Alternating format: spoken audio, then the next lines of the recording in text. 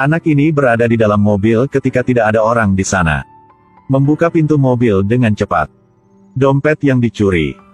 Adegan ini ditangkap pada saat yang tepat oleh pemilik mobil. Jadi, dia mengejar anak itu. Tapi tidak peduli bagaimana dia mengejar. Langkah kaki anak ini tidak berhenti. Sama seperti itu, ikuti berapa jalan. Merasa seperti akan ditangkap. Anak itu merangkak tepat ke sebuah gang. Karena jalannya terlalu sempit, mobil tidak bisa masuk. Pemilik mobil terpaksa turun dari mobil untuk mengejar bocah tersebut. Tapi sekarang anak itu sudah pergi.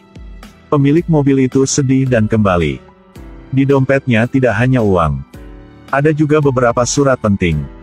Bocah yang mencuri dompet itu bernama Cuah. Cuah tidak memiliki ayah maupun ibu. Anak itu dan kakeknya hidup bergantung satu sama lain. Ketika masih muda, kakek terlalu banyak bekerja.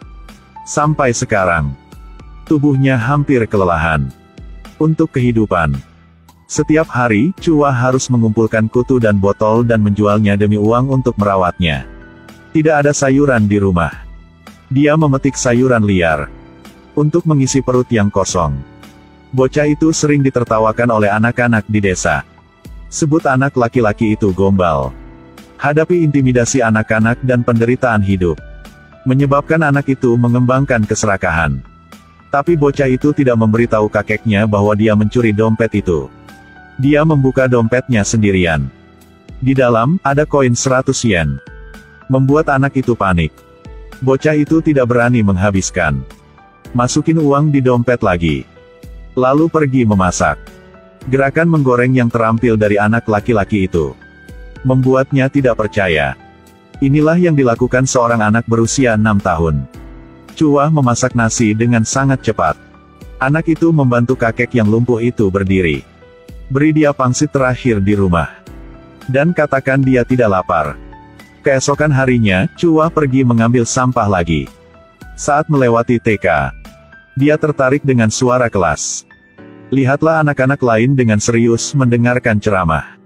Apakah Cuah sangat dikagumi? Bocah itu hanya bisa berdiri di luar jendela dan mendengarkan ceramah sejenak. Cuah sangat ingin pergi ke sekolah. Kenal sama beberapa teman baik. Mereka sering mengajari Cuah untuk belajar. Beri anak itu kesempatan untuk memperoleh pengetahuan. Kakek berbaring di kamarnya mendengarkan anak-anak membaca buku. Juga sangat menyenangkan.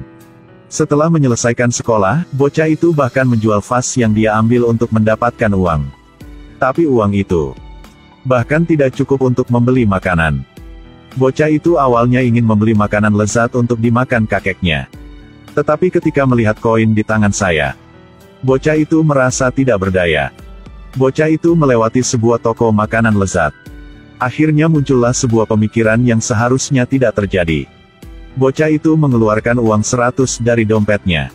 Beli paha ayam dan sayur campur. Dia ingin memberi makan kakeknya.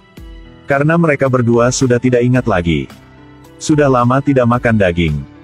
Tapi ketika kakek bertanya dari mana mendapatkan uang itu, Cuah berbohong tentang uang dari penjualan botol. Tapi kakek tidak percaya. Kakek tidak makan paha ayam ini. Kita harus menjadi orang jujur. Harus diingat dengan jelas. Jadi tidak ada moralitas. Dia membuang, dia tidak makan. Cuah menangis dan berlari keluar. Menjelang sore, bocah itu tidak kembali. Pada saat ini, di luar guntur bergemuruh. Hujan turun dengan deras. Bocah itu harus bersembunyi di sebuah rumah kosong untuk menghindari hujan. Cuah berpikir sepanjang malam. Bocah itu akhirnya menyadari kesalahannya. Jadi, bocah itu mengumpulkan keberanian untuk meminta maaf kepada kakeknya. Kakek memberitahu cucu. Mengetahui salah dan mengoreksi adalah anak yang baik. Dia juga menyuruh cucunya untuk mengembalikan dompetnya. Berkat informasi pada kartu ID di dompet, Cuah bertanya di mana-mana. Akhirnya sampai di rumah pemilik dompet. Tapi sekarang, pemilik dompet itu pergi lagi. Cuah hanya harus menunggu di luar pintu. Tunggu sampai sore. Akhirnya pemilik dompet pun mengantar pulang. Namun Cuah tidak berani melangkah maju untuk membayar dompet tersebut. Mengikuti pemilik dompet masuk ke dalam rumah. Karena dia tidak tahu bagaimana berbicara dengan pemilik dompet. Melihat pemilik dompet hendak memasuki ruangan, Chua ketakutan dan bergegas bersembunyi di dapur. Kebetulan pemilik dompet juga datang ke dapur untuk memasak mie. Chua harus bersembunyi di balik pintu.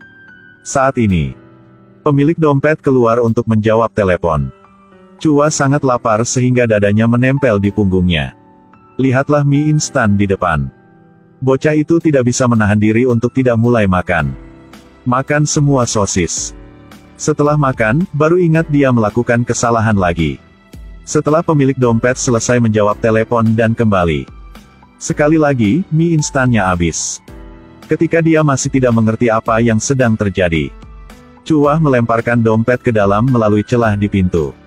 Pemilik dompet baru saja melihat dompet itu. Baru mengerti. Dia mengejar keluar. Kemudian diam-diam mengikuti Chua.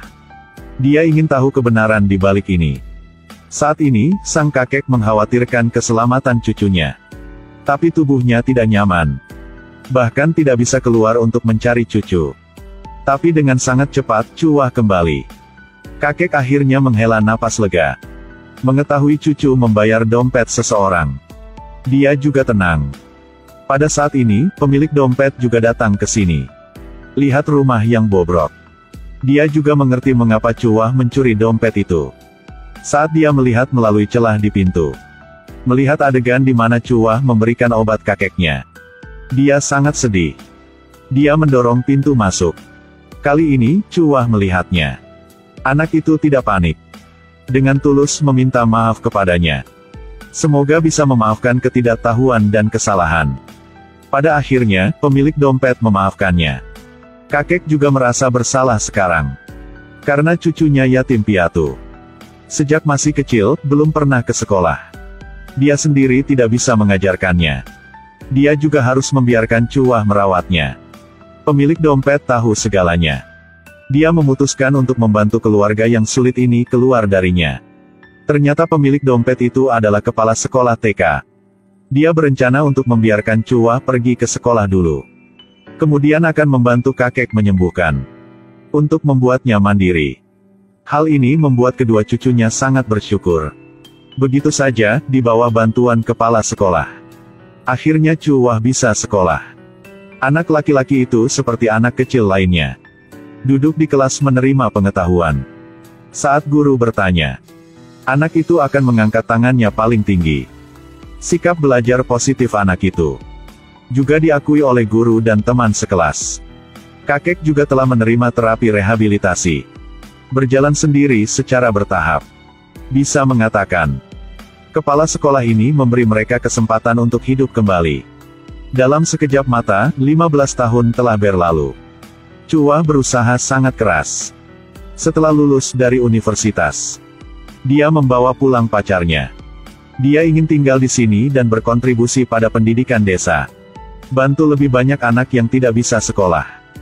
Saat kepala sekolah melihat Chua, hatinya dipenuhi dengan kesedihan. Dia tidak mengharapkan kebaikannya tahun itu. Membawa kehidupan baru ke Chua lagi. Mungkin hidup memang seperti itu. Kebaikan Anda dapat mengubah hidup seseorang. Tidak peduli seberapa keras hidup ini. Hanya butuh relawan. Maka hidupmu akan diberkati.